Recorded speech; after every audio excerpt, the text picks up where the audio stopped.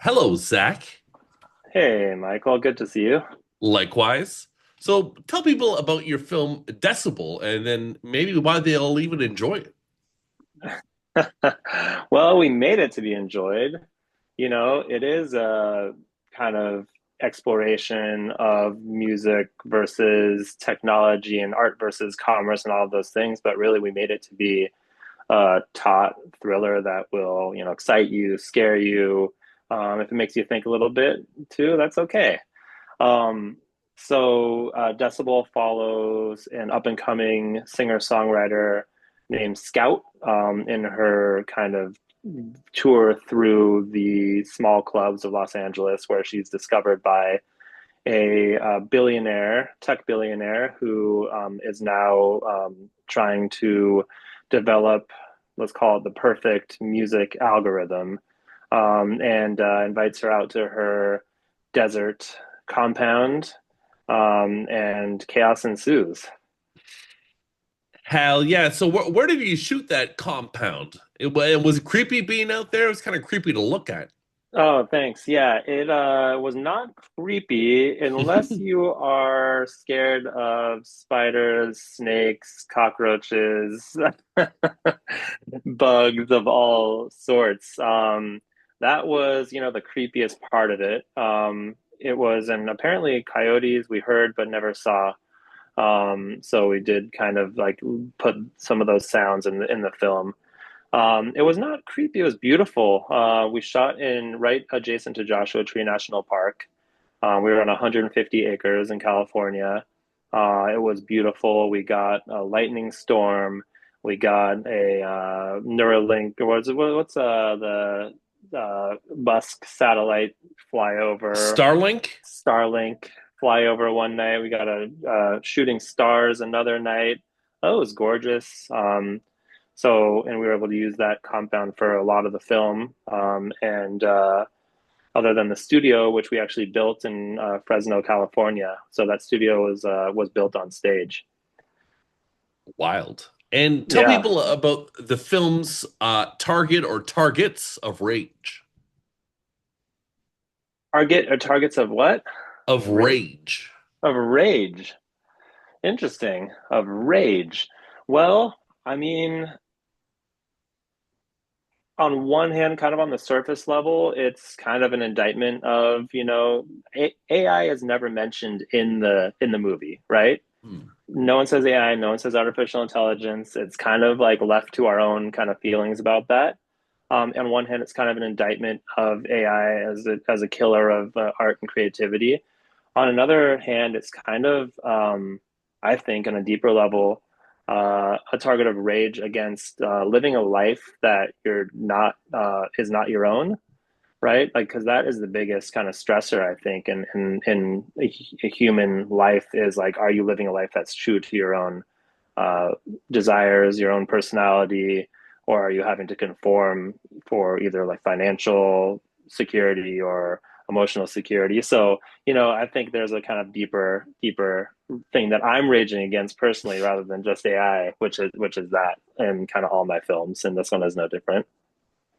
Okay, and definitely there's lots of rage about AI and art, and the strikes that happened in Hollywood recently were largely to do with that, correct? Well, what's interesting is, and we talked about on our kind of dinner the night before we started shooting out, in the desert, was we shot this during the SAG strike.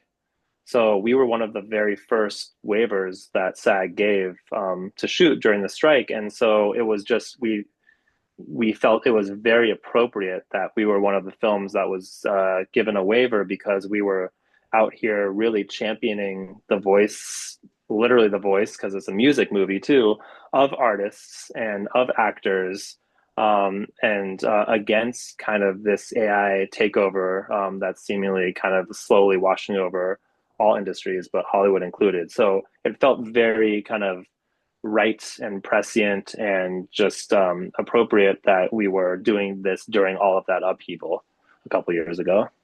That's pretty neat. Yeah. And how many horror films have you made so far? And you've covered them all, which I appreciate, Michael.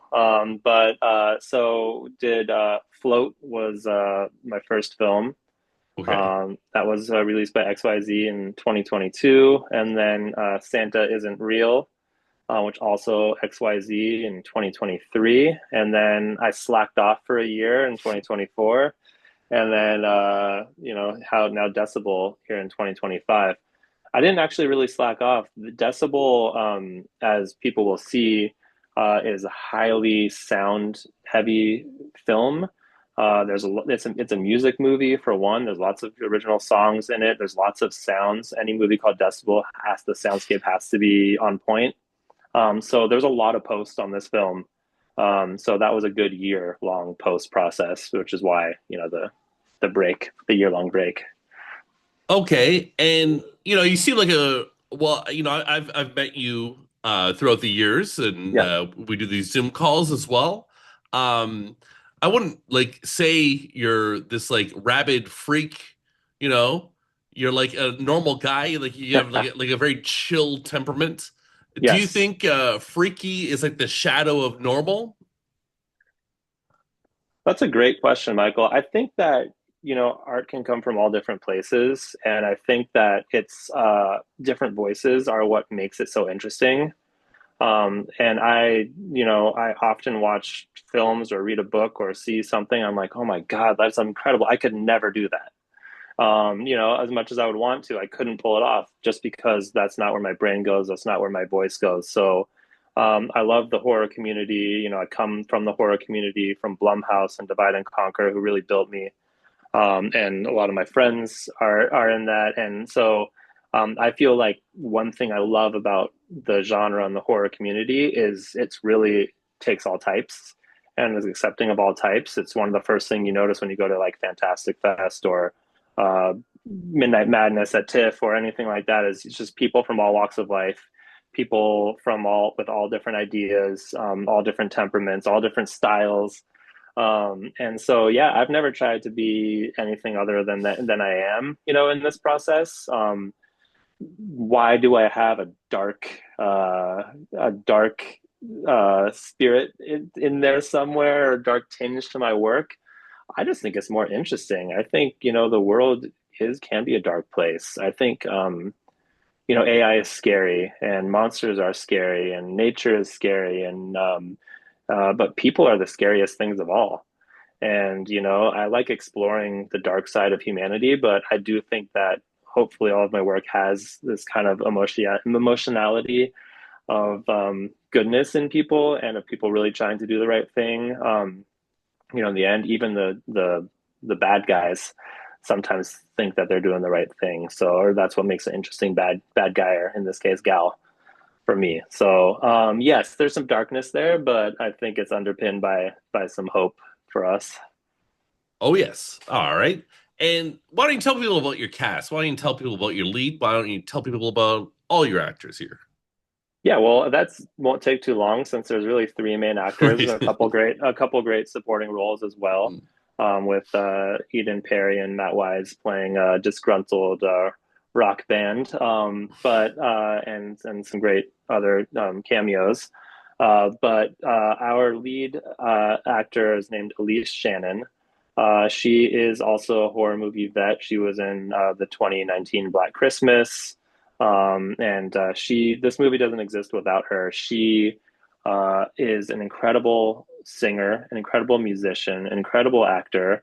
She was so good that we filmed all of the singing live on set and all of the playing of the music. So, that is, we felt, especially in a movie with AI versus, organically created music, that it was important to actually create the music organically on set, and we did, because we had somebody that was just that good. So she's incredible, and she's incredible in this movie. She really uses everything that an actor can use in their work. Um, and then the antagonist, Donna, who's played by my good friend Stephanie Estes, who I've worked with before in a short film, who is the star of Soft and Quiet, which you may remember from a few years ago, is just so intense in that and is so intense in this. As soon as we We actually gender swapped this role. Mm.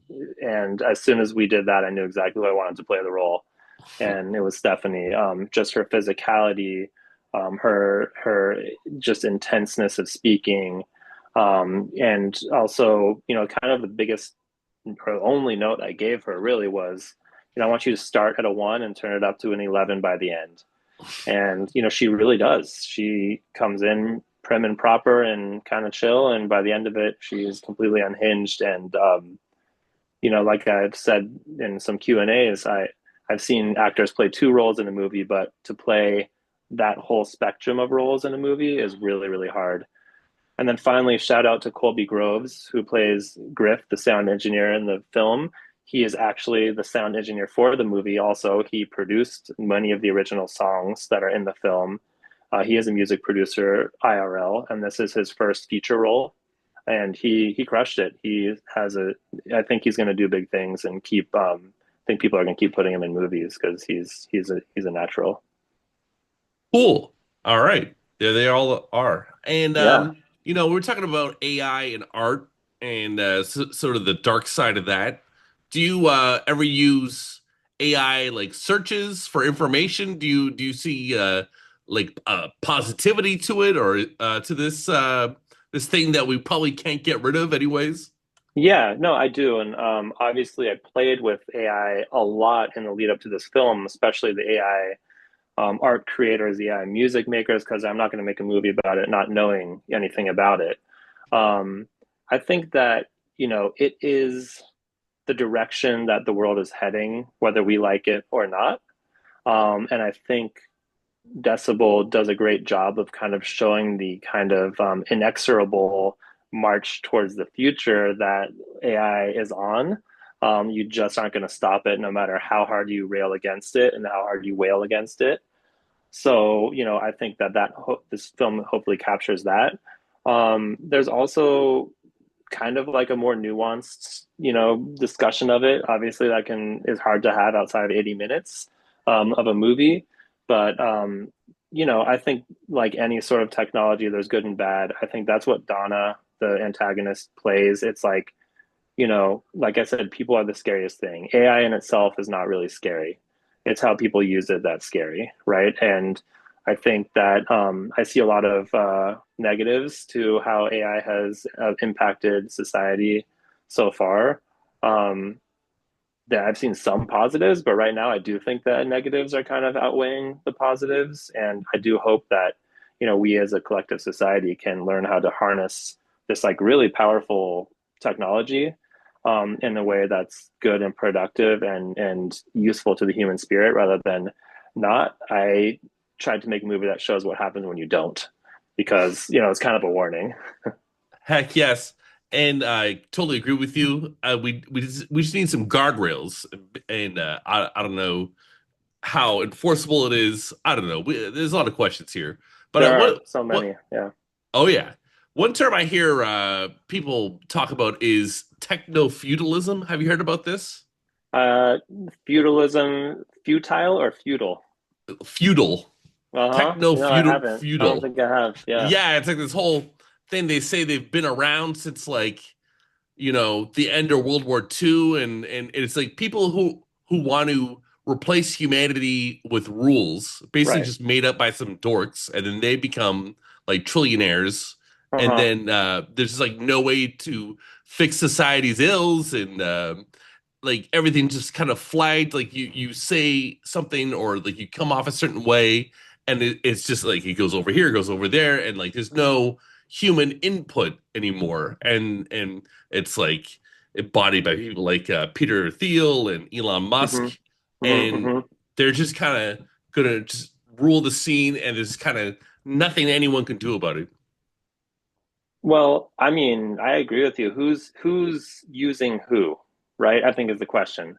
Are we using technology or is technology using us? And I feel like when you are when you get in your car and you're driving somewhere you've driven 500 times, and the first thing you do, I should say because I'm not talking to you. The first thing because I do this too, the first thing I do is like put my destination in the GPS and follow route that it's telling me to take, even though I know where I'm going, I know how to get there. Like, I'm serving tech. Tech isn't serving me, right?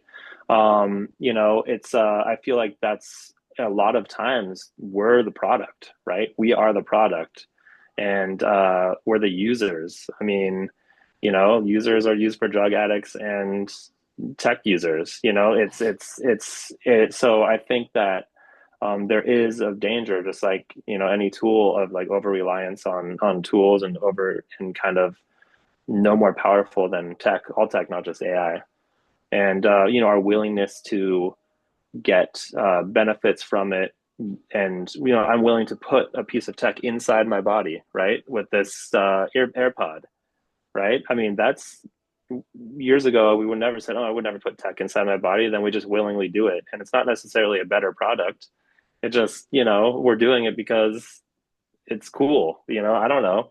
I think we're on a trajectory that is scary to me, and that's why I wanted to make this movie.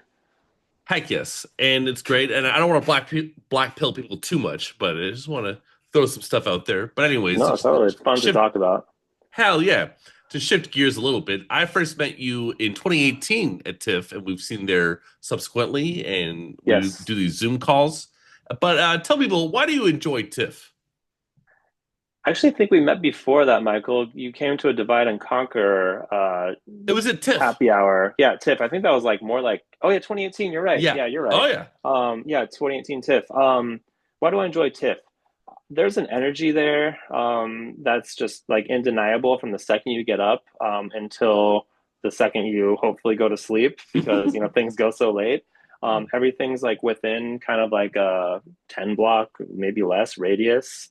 So everything's so easy to get to. And I will just say it, the movies are all good there. Like it's just, you go to Cannes, you go to Sundance, that's part of the fun of it is the discovery of the hit and miss of it. Like it's kind of like hit and hit at TIFF. And so just like seeing good movies, and it's not just playing the hits. Like it's like, I saw like a random French film that like I didn't even think came out in the U.S., but it was just so good. And it's just like it's such a great time. So I love seeing movies there. Yeah, I love the people. I love seeing people, folks from the East Coast, folks from Europe. It's super easy to do. So yeah, it's definitely my favorite festival.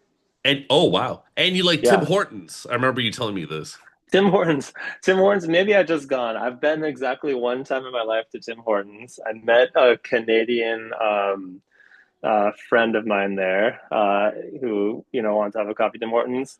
It's you gotta go. You gotta go once and see what it's all up, see what all the fuss is about. Look, it's Tim Hortons there, it's Dunkin' Donuts in the East Coast. It's everyone has their faves, but yeah, I love it. I love that I yeah, sucked that in too. That's great. yeah. Anyways, which directors working these days give you the most inspiration? And I know you know a bunch of them. Oh man, directors. Let's see. I mean, I'm a fan of the kind of like really kind of Nordic, the whole Nordic set, like Ruben Östlund and who's the guy who why am I blanking on the name? Who did people like families like ours? Oh, Um, yeah, let me great. look that up. Keep Yeah, talking. great TV show. Yeah, I'm just like I kind of like give me anything Nordic and I'm kind of like all over it. That's funny. You I'm looking know? this up right now. Oh, Thomas Vinterberg. Yeah, Vintenberg. Oh, Yeah, I don't he's know, great. blanking on that obviously name. And yeah, just like any director who's out there doing something that's like exciting and like fast paced and I'm like all for it. I tend more towards like Celine. I'm gonna mispronounce her name, but the director of Portrait of a Lady on Fire and Petite Maman. Oh yeah. Like I'm a big fan of like mostly foreign directors Oh, is like who I tend to gravitate to. I watch a lot of documentaries too, so like it's kind of like I kind of am ingesting different things that I'm putting out there. So I don't know. I find that hopefully keeps things fresh for me. Although I do like watch all the horror and everything like that too. Oh yeah. Yeah. All right, beautiful. Well, Zach, thanks so much for your time. I had a lot of fun with you today, as I always do. What is the final thought of this interview going to be? Decibel's a music movie too. Ah, there we go. So if you like tracks, if you like s- Yeah. black black pill spectrum on the spectrum conversations to do with AI or expressed, of course. Yeah. And if you like musicals, it's a thriller, it's a horror thriller musical. I don't know if that's been done before, so give it a Okay. shot. All right. Well, thank you so much for your time. All right, Michael, anytime. My pleasure.